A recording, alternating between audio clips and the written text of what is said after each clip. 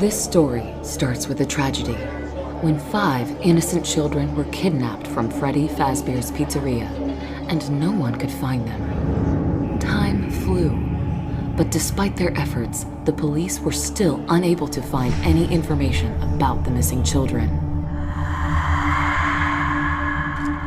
And then, one day, 3 strangers, who were driven by the same desire to uncover the truth, decided to start their own investigation.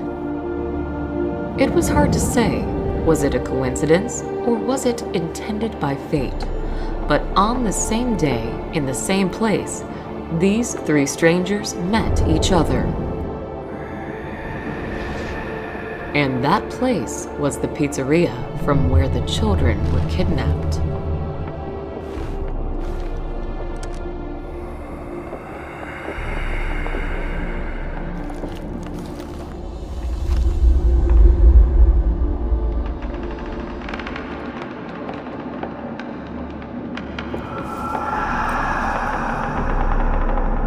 Among those strangers was a police detective by the name Brian Clark, the person who couldn't just witness the unsuccessful work of his colleagues and decided to start his own investigation off the book. Another stranger was a private detective by the name Jeremy Fitzgerald, a master of his craft who was hired by a mother of a missing child.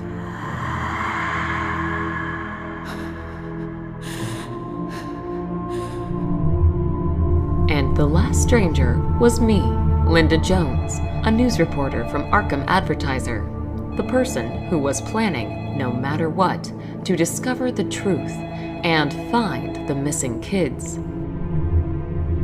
And also to find out what really happened to my colleague and good friend Ben Richard, who was brutally murdered while working on this case before me. Since we all had the same goal, we decided to join our forces and discover the truth behind the children's disappearance together. Yet, there are secrets, doors to which should never be opened.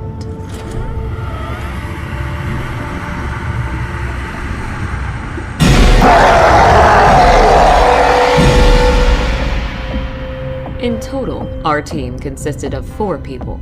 There was me, Brian, Jeremy, and Vincent. Vincent was a humble and quite unsociable man who was working for Brian. While being undercover, he was working as a day shift security guard at Freddy Fazbear's Pizzeria and was providing us with useful information. Our target was the owner of the pizzeria, Daniel Smith, or rather to say his office. Based on Vincent's information, there was a secret room located in that office, behind which we were expecting to find the missing children, or at least some information about them. To get in that secret room, you had first to press a hidden button beneath Daniel's table. That would set off a mechanism which would open a way to the locked door.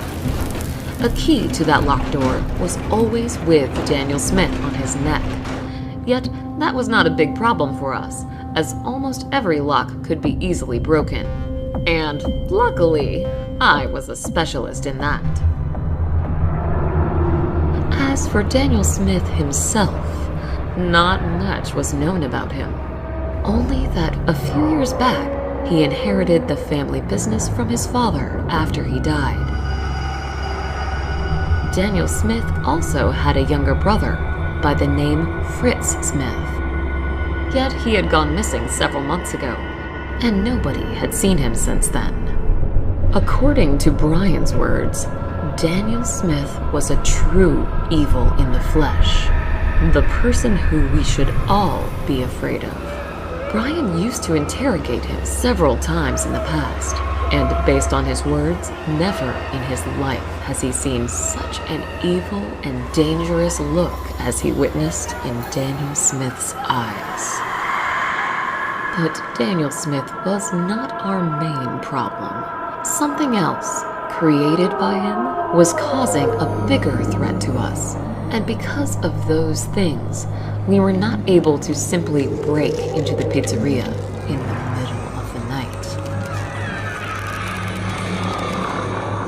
Hard to imagine how Daniel Smith was able to create those animatronics and make them freely move around the pizzeria during the night.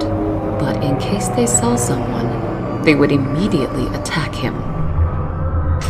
Due to that, one thing was obvious. Getting in there during a night without any help from inside would be too dangerous.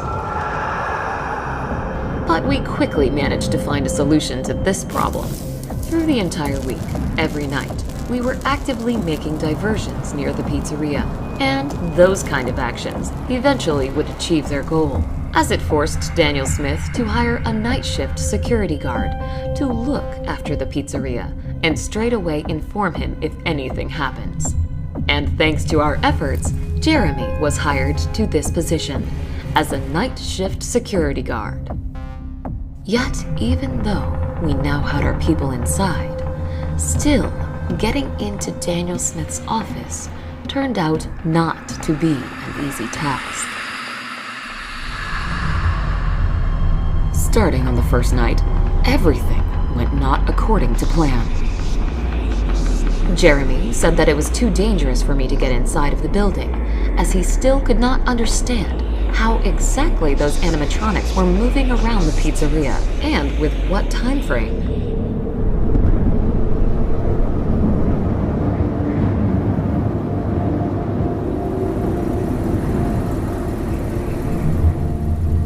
I hope he's okay down there. Well, there's one way to find out.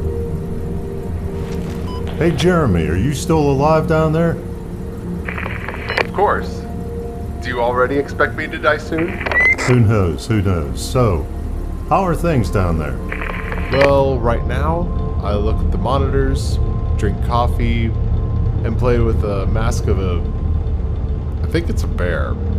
Yep. With the mask of the bear? Yeah, I know.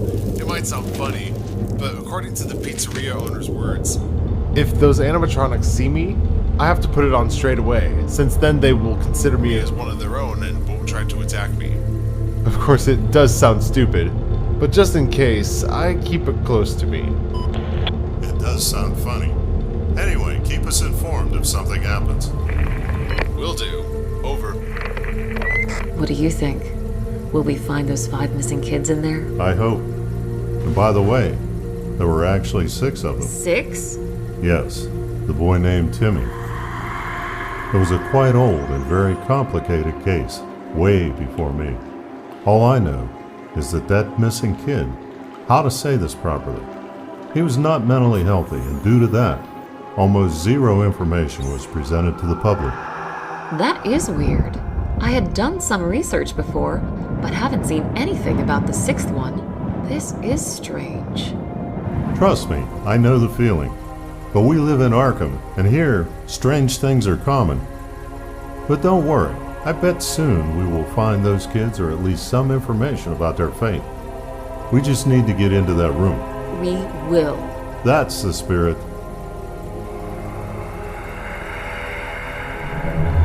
Have a good night, and I'll talk to you tomorrow. Thank you for your advice, Vincent. I'll be sure to do so.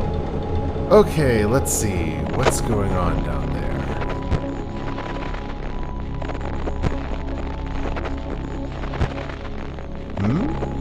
Where did you go?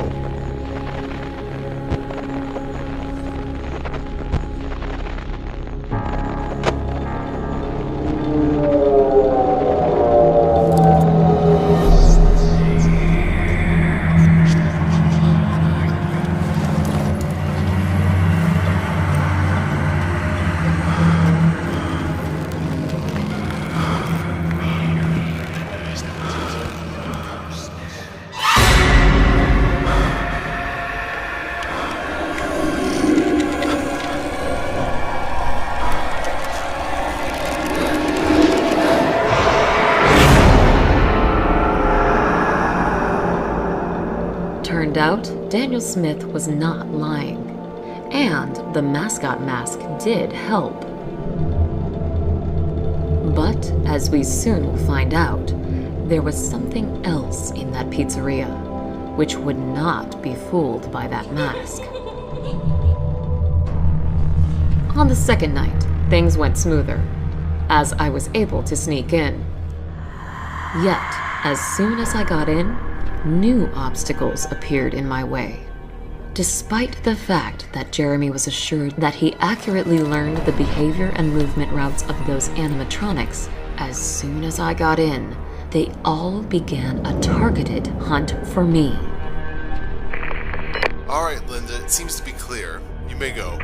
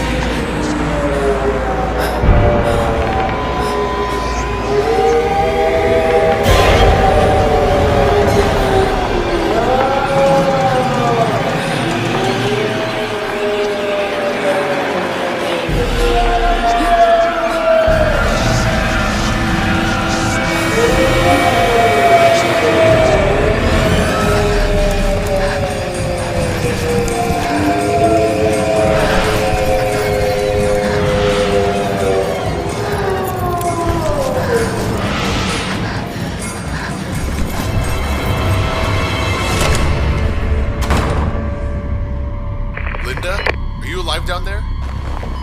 Yeah, I am fine.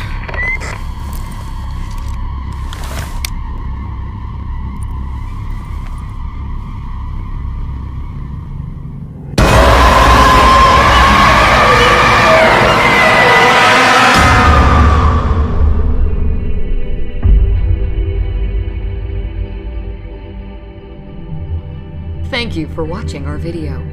Stay tuned for the new part next Friday. And if you like our videos, then please don't forget to click the like and subscribe buttons. You may also support us on Patreon if you wish our project to grow bigger.